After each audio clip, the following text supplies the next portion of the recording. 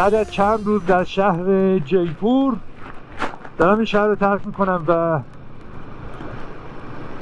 به راهم ادامه میدم در منطقه راجستان. هوا آفتابی، دمای بسیار مطبوع. البته روی موتور یکم سرعت داشته باشم یه ذره خنک هست ولی دمای خوبی هستش. هوا هم امروز اینطور که به نظر میاد یکم کمتر کثیفه ولی کماکان هوا آلوده است و از یه حدی بیشتر رو نمیشه نگاه کرد، انگار که مه گرفته روی این شهر، ولی در مقایسه با شهر دهلی واقعا کمی بهتر هستش. در بین راه تصمیم گرفتم که سری بزنم به روستایی به نام باگرو. اسم این روستا رو قبلا شنیده بودم، جایی که هنر رنگرزی و چاپ سنتی روی پارچه هنوز زنده است. میخواستم از نزدیک ببینم چطور این پارچه های رنگارنگ و پرنقش و نگار درست میشن. باگرو حدود 30 کیلومتری غرب جایپوره. بعد از کمی رانندگی به این روستای کوچیک رسیدم. وقتی وارد شدم اول از همه زندگی ساده و سنتی مردم به چشمم اومد. کمی توی روستا رانندگی کردم و بالاخره بعد از کمی گشتن یک کارگاه خانوادگی پیدا کردم. یک مرد جوان با لبخند جلو اومد و ازم پرسید که دنبال چی هستم. وقتی بهش گفتم که به چاپ پارچه و هنر سنتیشون علاقه دارم، با خوشحالی منو به داخل دعوت کرد. صاحب کارگاه که اسمش آشو بود بهم توضیح داد که این کارگاه بیش از 5 نسل توی خانواده‌شونه و اونها هنوز به روش‌های سنتی کار میکنن. رنگ‌ها از مواد کاملا طبیعی ساخته شده بودن. آشو بهم گفت که این رنگ‌ها نه تنها زیبا هستن بلکه برای محیط زیست هم ضرری ندارن. یکی از جذاب‌ترین چیزهایی که یاد گرفتم این بود که این رنگ‌ها به خاطر طبیعی بودنشون روی پوست حساسیت ایجاد نمی‌کنن و حتی بعد از چندین بار شستن همچنان زیبا و زنده میمونن. بعد از قسمت رنگرزی آشو منو به بخشی برد که بلاک پرینت یا چاپ بلوکی انجام میشد. این قسمت بیشتر شبیه یک نمایش هنری بود. بلوک‌های چوبی کوچیکی رو دیدم که روی اون طرح‌های مختلف مثل گل، حیوانات یا الگوهای هندسی حکاکی شده بود. آشو توضیح داد که این بلوک‌ها همه با دست تراشیده میشن و هر کدومشون ساعت‌ها یا حتی روزها زمان میبره تا آماده بشن. وقتی ازش پرسیدم که این طرح‌ها از کجا میاد، گفت که اکثرشون از الگوهای سنتی راجستان الهام گرفته شدن، اما بعضی از طرح‌ها هم جدیدتر هستند و با سلیقه مشتریان مدرن تطبیق داده میشن. کار چاپ روی پارچه خیلی جالب بود. یکی از کارگرها یک بلوک چوبی رو برداشت، توی رنگ فرو برد و بعد با دقت روی پارچه فشار داد. هر بار که بلوک رو بلند میکرد یک نقش زیبا روی پارچه ظاهر میشد. این فرایند کاملا دستی بود و نیاز به دقت زیادی داشت. آشو بهم گفت که برای یک پارچه بزرگ ممکنه چند روز زمان ببره تا تمام الگوها چاپ بشن. بعد از چاپ پارچه ها باید خشک بشن.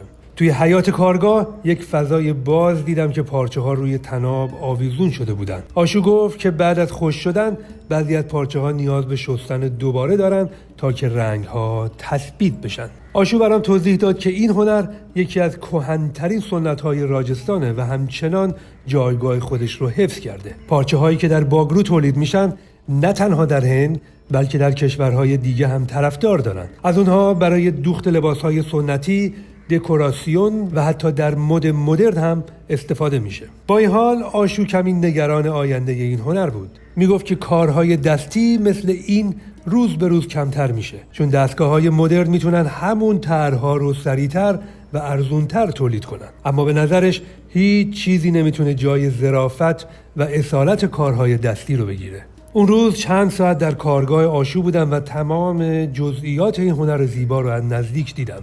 وقتی از باگرو میرفتم نه تنها تیکه از اون پارچه های زیبا و دستساز با خودم آوردم، بلکه یک دنیا اطلاعات و احترام بیشتر برای این هنر سنتی و مردمی که اون رو زنده نگه داشتن به دست آوردم. از باگرو تا مقصد یعنی شهر کوچک پوشکار حدود 3 ساعت راه داشتم از طریق جاده های باریک و شلوغ. حوالی عصر بود که به پوشکار رسیدم.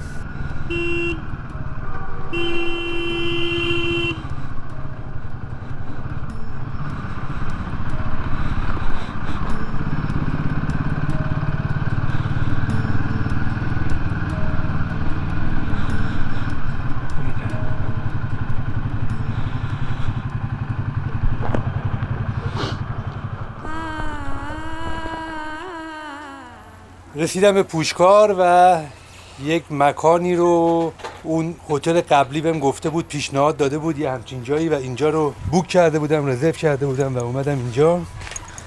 یه جای هست سرسبز به نسبت، پر از درخت و گیاه و یک هتل یا مسافرخونه هستش که خیلی تر و تمیزه و یه سری قوانین هم داره. مثلا اینجا اجازه ندارین که غذای گوشتی بخورین، مشروب بخورین، آبجو بخورین و یا مثلا مواد مخدر مصرف بکنین و همه چیز اینجا خیلی سالم هستش. یک چنین فضایی هست، دستشویی، حمام داره جداست و یک کلبه های به این صورتی هست، دستشویی حمام. و اینجا هم جایی هستش که من گرفتم، نمای بیرونش به این صورت هست، یک کلبه چوبی با یک تخت و یه پشه‌بندم اونجا داره که حتما لازم است به نظر من که شبا اینجا پر پشه میشه. یک پنکه هم داره که احتمالا اونو باید خاموشش کرد موقع خواب.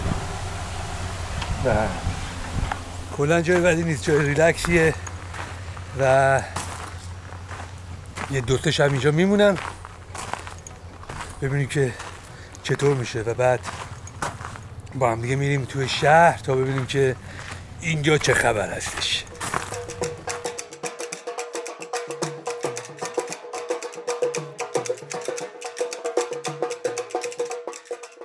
پوشکار شهری کوچک و زیبا در دل بیابان‌های راجستان، جایی که فرهنگ و تاریخ با افسانه‌ها و باورهای مذهبی عجین شده.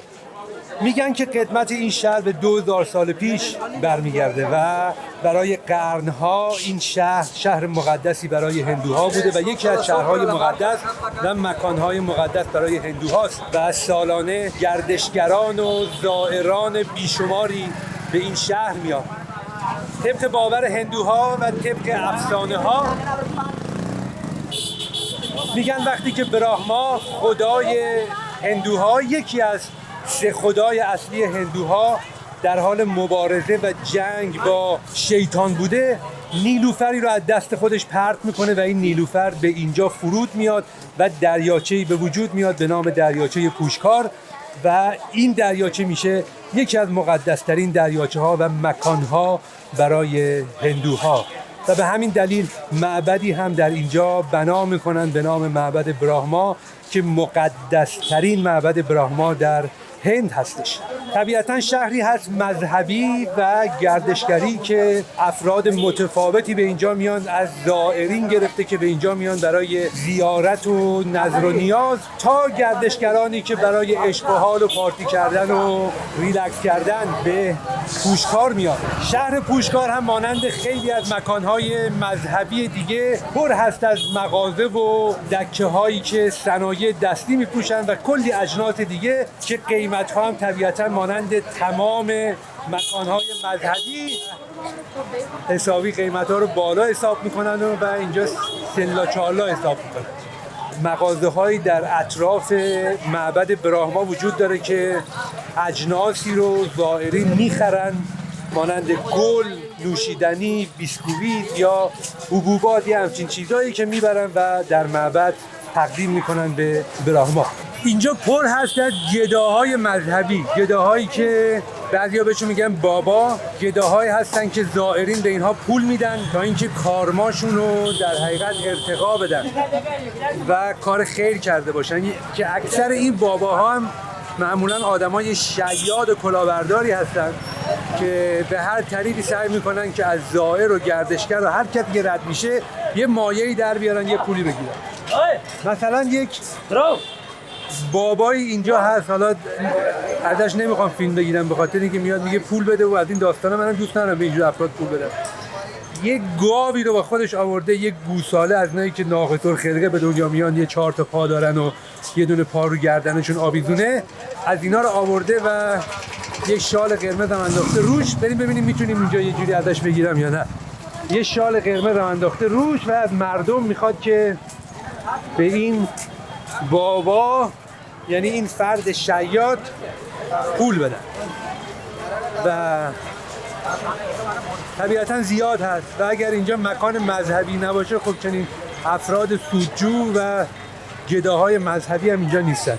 اینه نگاه بکنید. فوتو نو فوتو توی فوتو نو فوتو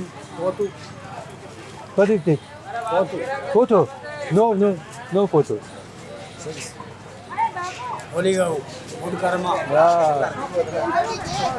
یه همین بابای شیاد بود. و چیز دیگه هم که اینجا هست، گفتم که کسانی که میان اینجا برای زیارت وقتی میرن به سمت معبد چیزی میخرن، گلی میگیرن، غذایی میگیرن که بتونن در اونجا معبد اهدا بکنن تا اینکه زیارتشون قبول بشه. اینجا کفشداری هست و از این گلا و شیرینی‌ها اینایی که میگم اینجا می‌پوشن برای بردن به معبد براما تا اینکه کارماشون رو ارتقا بدن در حقیقت. نشون هم این از اینجور چیزا گل و This is the offering to the Brahma. Yes. The Brahma, this one temple of the all world. The Yeah. Brahma, this creator. The Yeah. Vishnu, the operator. Yeah. The Shiva, the destroyer. Yeah. The all body coming to see the Brahma. The Hindu religion, one temple, all world. Yeah. The Brahma, the Pushkar, the meaning the push, the flower. The cut, this Brahma hand, name of the Pushkar. Yeah. Then the Lakho, this around of the 52 cat. The all body coming first to touch of the holy water after see Brahma temple. Why from? Dandavad Why? from Iran. Iran. Yeah. Come inside the Iran. Iran. First to the wish, the Brahma, Iran, Israel, no fighting, only for peaceful. Yeah, Okay. I hope. Okay. Dhanyavad. Yeah. Dandavad. این خیلی سریع در عرض 10 ثانیه تاریخ اینجا رو گفت و خیلی جالب بود. وقتی گفتم که از ایران میام میگه که در داخل این معبد نوشتن و دعا میکنن برای صلح بین ایران و اسرائیل و واقعا این خیلی جالب بود شنیدنش برای من و بعیدم نیستش که این از طرف این انجمن اسرائیلیا خبات که اینجا هم هست این اتفاق افتاده باشه که در حقیقت مکانی هستش فرهنگی و مذهبی که اسرائیلیا در خیلی از شهرها دارن، مخصوصا شهرهایی که محبوب هست برای اسرائیلیا و احتمال داره که از طرف اونا اومدن این کار انجام دادن. هر کسی انجام داده مهم نیست، مهم این هستش که ایده این داستان که صلح باشه بین دو تا کشوری که الان در حال جنگ هستن این واقعا ارزشمند هستش. اینجا هم ورودی معبد براما هستش که زائران و گردشگران رو میشه دید که همه دارن وارد این معبد میشن. اینقدر اینجا سر و صدا هست و همه داد میزنن که من مجبورم که بلند صحبت بکنم. امیدوارم که صدامو خوب بشنوید.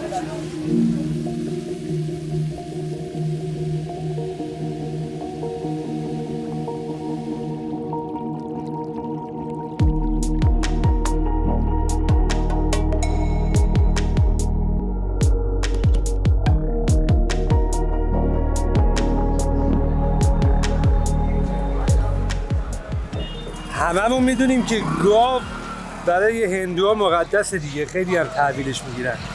حالا تحویلش هم نگیرن کاری بهش ندارن، کسی کار به گاو نداره مگه اینکه بخواد بیاد مثلا اذیتی بکنه، وارد مغازه‌ای بشه، یه چیزی بخوره، کاری اینجوری مثلا بیرونش میکنن.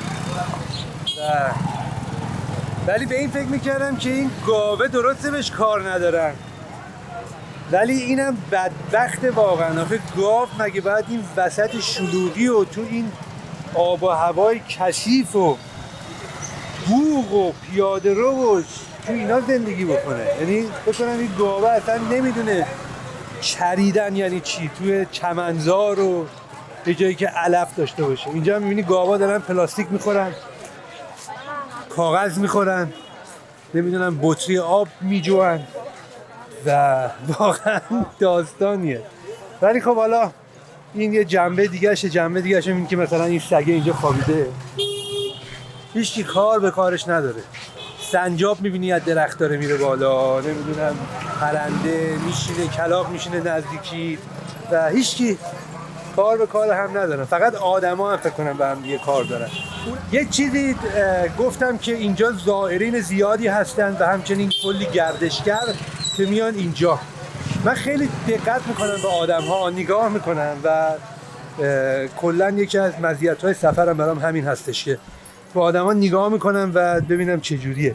خیلی از گردشگرها هستن، از خارجی‌ها، از اروپایی‌ها، آمریکایی‌ها و میان اینجا و دیگه خیلی میرن توی این قضیه. اینجا لباسای اینجا رو میکنن تنشون، پالخ را میرن، نمیدونم یه حالت روحانی دستشون رو نماسته میگیرن جلو، عود روشن میکنن و خب خیلی هاشون واقعا تحت تاثیر فرهنگ قرار میگیرن و دیگه میرن یوگی میشن، روحانی میشن. ولی یک عده‌شون هم بخواید صادقانه نگاه بکنیم فیلمن، یعنی طرف میاد اینجا 2 هفته سفر میکنه، یهو میبینی گردنبند و دستبند و یک خالم میذاره وسط پیشونیشو و میره تو حالت، بعد برمیگرده کشورش 1-2-3 ماه اینو اجرا میکنه، بعد کم کم از بین میره. و ما یک بابایی داریم توی هلند، این قبلا حالا دوستامون بود، الان دیگه دوستی‌ها رو گفتم اینم تقسیم بکنم باهاتون. این یک آدم شیاد کلاهبردار دروغگوی هیژ، اصلا کسی که این رضا رو میشناسه میدونه که این چجور آدمیه و عشق مدیتیشن و عشق عود روشن کن و در مورد انرژی ها صحبت کنه، انرژی منفی، انرژی مثبت. و یه چند وقت پیشم رفته بود هند و وقتی برگشته بود لباس و لباس عادی داستانه، ولی در زندگی روزانه‌اش متاسفانه یک آدم شیاد کلاهبردار خارداریه.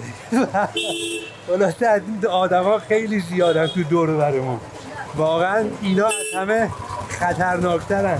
آدم باید حواسش جمع باشه به اینجور آدما. اون که داره زندگی خودشو میکنه و همین هست.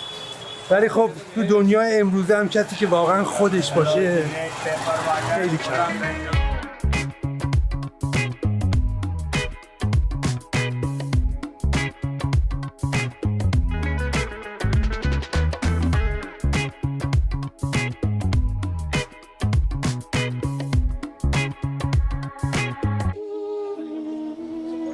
این همین دریاچه مقدس هست با این آب نچندان پاکیزه که هندوها میان این تو و شنا میکنن.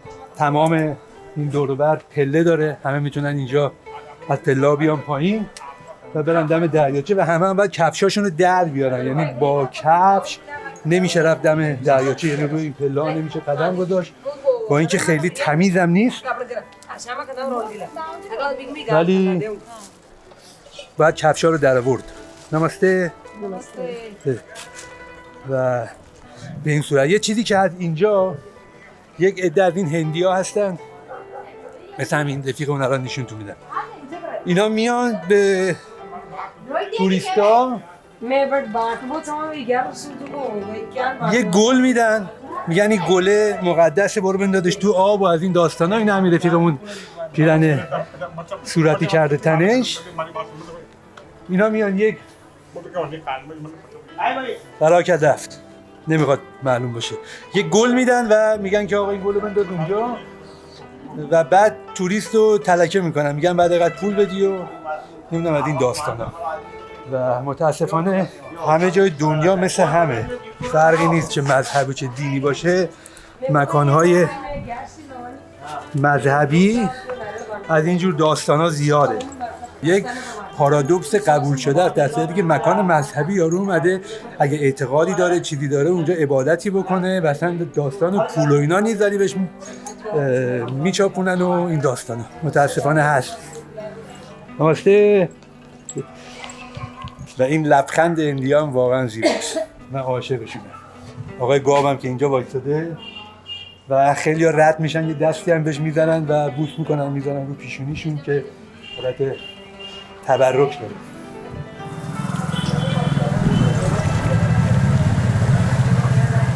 یک شیرینی و کره‌خوری هندی هست بهش میگن مالبوا، یک چیزی شبیه گوشفیلی میمونه. من یادم اون موقع ایران دولبیا بامیو و یه چیزی بود گوشفیلی پهن بود، این یکم کوچیک‌تره و یه همچین حالتیه، میریزن توی روغن گرخ میشه و بعد میریزن توی این کشت شیره شیرینی هرچی هست می‌ریزن اینجا، ولی تفاوتی که داره با گوشفیلی این که گوشفیلی ترک بود، این یکم نرمه و به خاطر اینکه بهتر هم خودم هم شما متوجه بشین اصلا چجوری هست، یه دونه میگیرم امتحان میکنم تا ببینیم مالگوها چه مزه‌ای. باید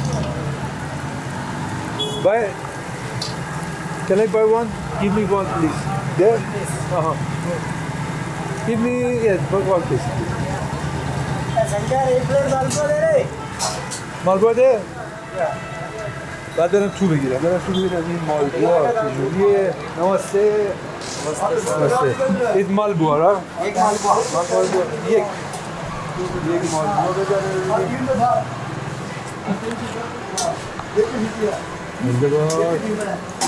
How do you eat like this? فکر کنم باید بدیف؟ فکر کنم اینو باید اینجوری بریدش.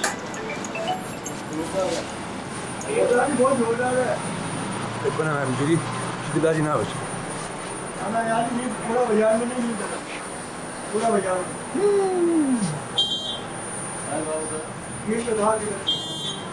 Very good. Wow. شیرینه. البته من اهل شیرین نیستم معمولا، ولی خیلی خوشمزه. مالگوهای واقعا خوشمزه‌ای بود. خیلی کره خوری خفنی. ربری is بادام milk. Only made by milk after badam upar. Milk sugar after بادام. ربری یک کره خوری دیگه هم هست، شیرینی دیگه به نام رابری رو من اون دفعه قبل که اومده بودم خورده بودم، اسمش آشنا بود دارم. شیر و شکر و بادوم. بخوام خیلی خلاصه بگم حالا چیزی درست میکنن اینجا نمیدونم و واقعا اینم بسیار خوشمزه هستش. اینم امتحان میکنم. قبلا که خورده بودم خیلی خوب بود و الانم 100% خوشمزه هست. عالیه. اونایی که اهل شیرینیان بیان هند واقعا لذت میبرن. و واقعا خیلی خوشمزه بود. هم من فهمیدم مزه‌اش چیه، همین که شما با 2 تا شیرینی آشنا شدید. عالیه واقعا.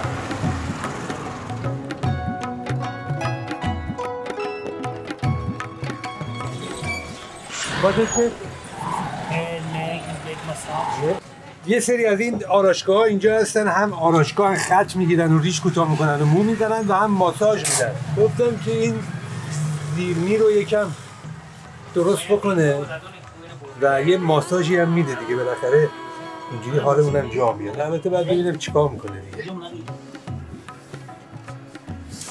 کلا رسم تو هند و نپال و این کشورها که هر کی آرایشگاه میره بعدش هم یه ماساژی هم میگیره. باید little bit. Yes, yes, But- here. This look here. No, it's okay. It's okay. It's okay. یه بار دادم آخه زدن سیبیلا رو انقدر برده بودم بالا که تا یه هفته نمیتونستم بیام جلو دوربین. بهتره که ندارم.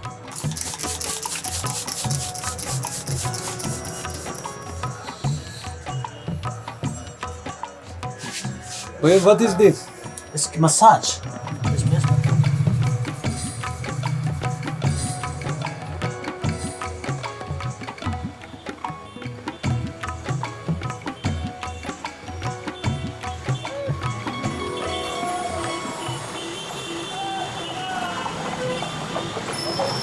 شهر آجمر، شهری که در جنوب شرقی پوشکار قرار گرفته. راه زیادی هم نیست، یه چیزی حدود 12-13 کیلومتر راه هستش و با ماشین حدود 20 تا 30 دقیقه طول میکشه.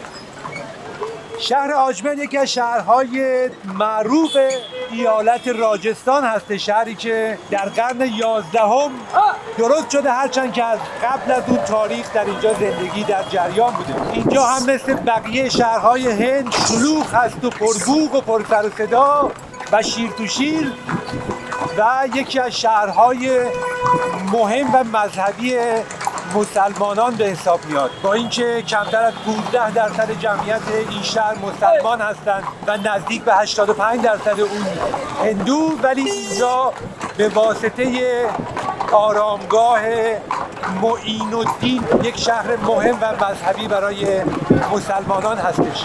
در مرکز شهر و در بازار اینجا هستم و دارم با یک کالاسکپ میریم تا مرکز شهر و ببینیم که اینجا چه خبره، اینجا چه چیزی داره برای تعریف کردن، چه چیزی داره برای دیدن و حال و هوای شهر آجمر به چه صورت هست. اینجا در بدو ورود به شهر مشخصه که اقلیت مسلمان در اینجا هست به خاطر وجود رستوران هایی که اینجا هست و گوشت می‌فروشن. اینجا مسلمان ها هستن، البته از روی ظاهرشون هم میشه تشخیص داد. بنده بر اینجا باید پیاده شد.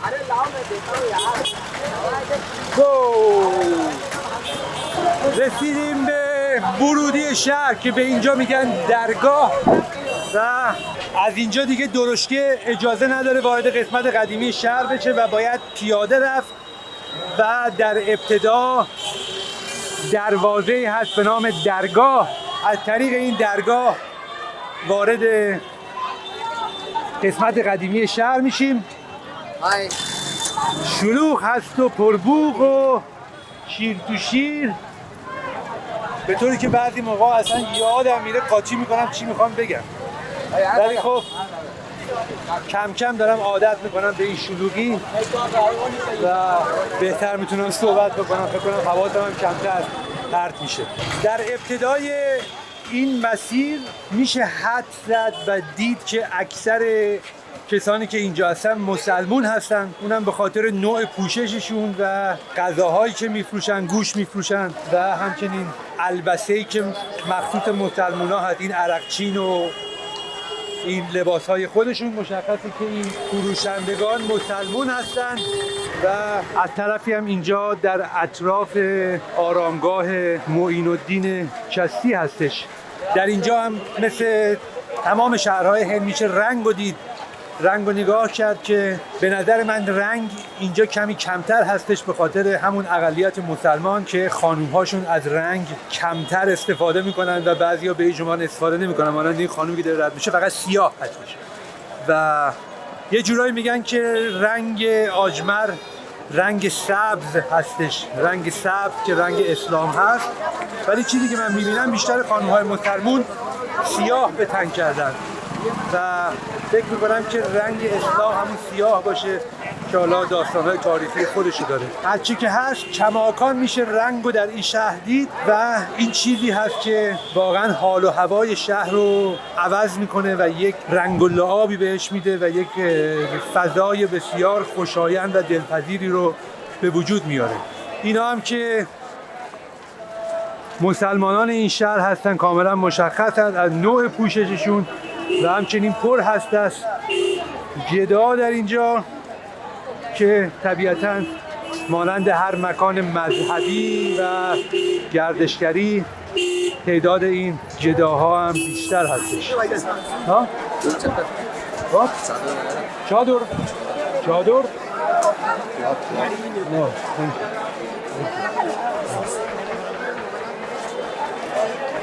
دیگه چادر نمیخوای؟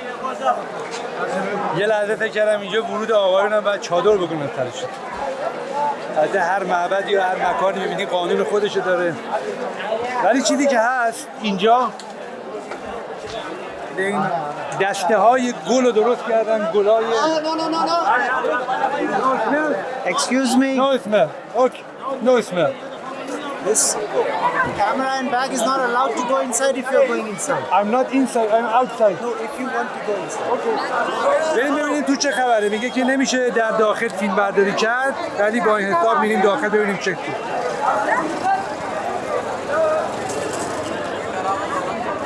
سلام علیکم. There's a little bit of a problem over there. میگن که حتی دوربین هم بذاری تو استاک، میگن نمیشه بری تو. میگه از این ور باید بری، نمیدونم ساکو تحویل بدی و از این جور داستانا. بریم ببینیم چی میشه بالاخره. البته میگه نمیشه دوربین برد، حالا ما سعی خودمون رو میکنیم. من موقعی که میخواستم وارد این آرامگاه صوفی معین الدین بشم، در حقیقت گفتن نمیتونی بری تو، بعد دوربین تو بذاری، ساکم نمیتونی ببری. با اجمل آشنا شدم و اهل اینجا هستش و وقتی گفتم ایرانی هم خیلی استقبال کرد و گفتش که بیا با هم دیگه بریم تو و خلاصه من کیفو گذاشتم بیرون و با اجمل رفتیم تو و با هم دیگه چرخیدیم اون تو و خیلی توضیحات کاملی داد، ولی خب اونجا نمیشد فیلم برداری کرد. خیلی به طور محدود تونستم با گوشی تلفن از اونجا فیلم برداری بکنم تا اینکه چیزی از اونجا داشته باشم تا اینکه بتونم در موردش توضیح بدم. خواجه معین الدین چشتی یکی از بزرگترین صوفیان پارسی زبان در قرن 12 میلادی به دنیا آمد. معین الدین چشتی در طول زندگیش به مناطق مختلفی سفر کرد و در اواخر قرن 12 میلادی به دعوت سلطان معز الدین محمد غوری وارد هند شد. او به منطقه آجمر رفت که در اون زمان یکی از مهمترین شهرهای راجستان بود. هند در اون زمان جامعه چند فرهنگی و چند مذهبی بود و معین الدین با پیام صلح و همزیستی مسالمت‌آمیز تونست دلهای بسیاری از مردم از مسلمانان تا هندوها را به خود جذب کنه. او اعتقاد داشت که خدمت به مردم یکی از بزرگترین راه‌های نزدیک شدن به خداست. خواجه معین الدین زندگی خودش رو وقف کمک به فقرا و نیازمندان کرد. او تاکید زیادی بر محبت، همدلی و احترام به انسانها داشت. به همین دلیل بسیاری از مردم از طبقات مختلف جامعه به او علاقه‌مند شدند. او همچنین مکانی را به عنوان مرکز آموزش تصوف و معنویت در آجمر تأسیس کرد که در آن به پیروانش اصول عرفان، عشق و انسان دوستی رو آموزش میداد. یکی از ویژگی‌های مهم او پذیرش همه افراد فارغ از مذهب و طبقه اجتماعیشون بود. به همین دلیل او احترام زیادی بین مردم هند و مسلمان پیدا کرد. بعد از وفاتش در سال 1236 میلادی مزارش در شهر آجمر به یکی از مهمترین مکانهای زیارتی در هند تبدیل شد. این مقبره که به نام درگاه خواجه معین الدین چشتی شناخته میشه، یک مکان مقدس و زیباست. ساختمان مزار ترکیبی از معماری هندی اسلامی است و فضای آرام بخشی داره. گنبد اصلی، حیات باز و ورودی‌های زیبا نشان دهنده احترام مردم به این عارف بزرگ است. هر سال میلیون‌ها نفر از سراسر هند و جهان به این مکان میان. مسلمانان اهل سنت و شیعیان به دلیل ارادت به معین الدین از زائران اصلی این مزار هستند. اما نکته جالب اینجاست که هندوها هم نیز به این مزار احترام زیادی میذارند و برای دعا و برکت گرفتن به این مکان میان. این نشان دهنده روح همزیستی و احترام متقابل ادیان در هند است. یکی از نکات جذاب درباره مقبره این است که در اون عناصری از اسلام سنی و شیعه و صوفیگری و حتی هندوئیسم وجود داره. مسلمانان مراسم دعا و فاتحه خوانی برگزار می‌کنند و همراه با هندوها و مسلمانانی که از فرهنگ هندوها یاد گرفتن با نذر کردن گل و شمع به خواجه ادای احترام می‌کنند. این ترکیب نشان دهنده تأثیر عمیق خواجه معین الدین بر مردم هند و پیام صلح و عشق اوست.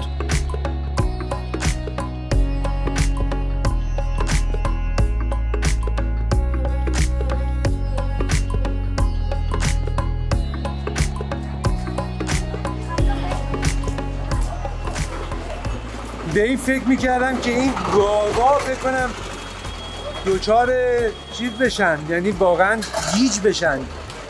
گاوا شاید با خودشون بگن این طرف هندوها رد میشن، یک دستی میزنن به ما، به باسنمون و بعد میمانن به پیشونیشون یه احترام میذارن.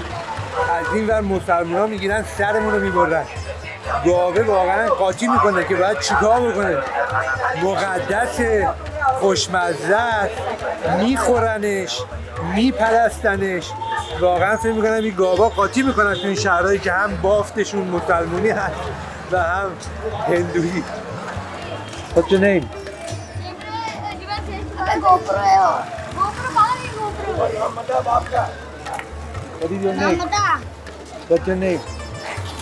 No name? No?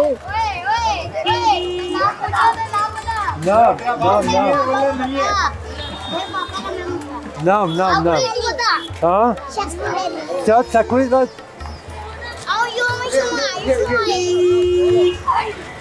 so thank you धन्यवाद. What's this country? ایران Ajmer, beautiful city. Very good. Hey, Baba. Hi. YouTube channel. Human David. Yeah. You remember? Yeah. Namaste.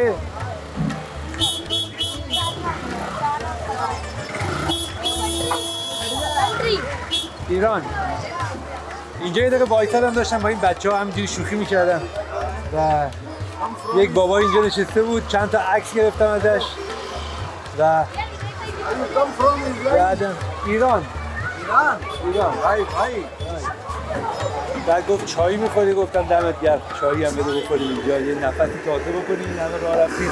کلا شهر آجمل یکم متفاوته به نظر من، انگار نمیدونم چی بگم، انگار مثلا 50 سال عقب‌تره و تصاویرم بکنم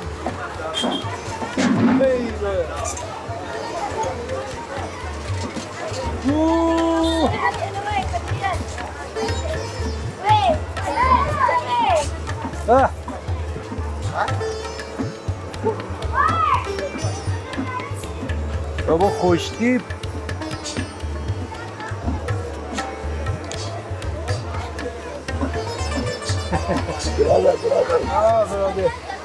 اینا رو که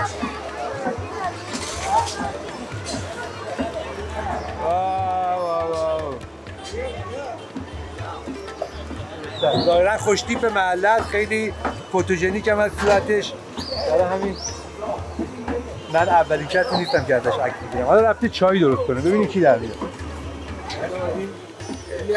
این چای، همون چایی که هر روز میخوریم دیگه. اینم خبر امیر بیگ. امیر بیگ. Your father name Nadir Beg. امیر بیگ. My name Amir Beg Mirza Mughal. امیر بیگ مغول. Son of Mirza. Brother, hi. کاغو. آقای امیر بیگ که میگه از تبار مغولا هم هست و خوشتیپ اینجا سیبیلا هم که چخماقی زده، میگه که این قدرت اینجاست. دمت گرم. البته چای داغه. دی بھائی کا. عالیه واقعا.